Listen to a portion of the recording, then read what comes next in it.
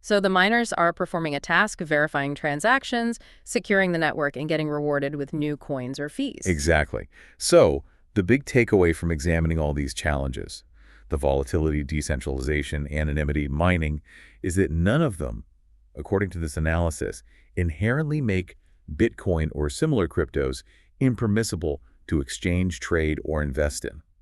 That's a significant conclusion. So if they are generally permissible according to this view, what does that mean practically? What rules apply? Are they treated like money? Yes, that's the core practical point.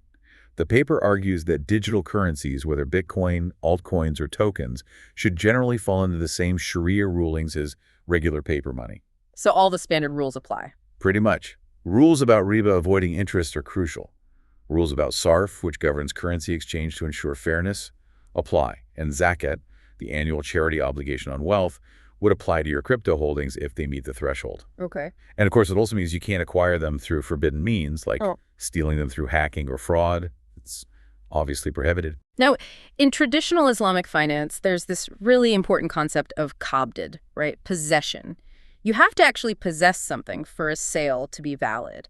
How do you possess something digital like crypto? That's an excellent question because it really gets at the difference between physical and digital assets.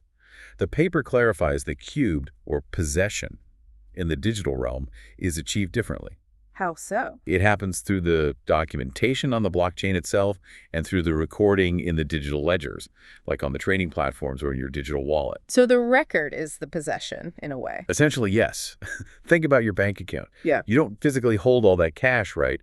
Your possession is represented by the bank's ledger entry. For crypto, the immutable record on the blockchain, linked to your specific address or wallet, secured by encryption that constitutes possession.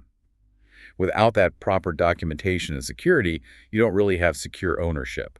That makes sense. It's a digital form of possession for a digital asset.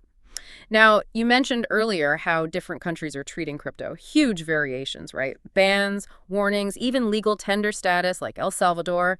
How does that legal patchwork fit with the Sharia discussion?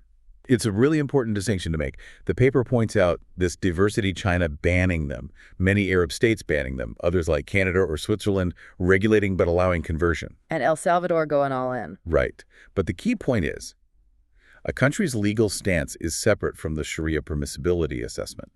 Just because something is legal doesn't automatically make it Sharia compliant, and vice versa, although the paper does note trading isn't necessarily illegal everywhere.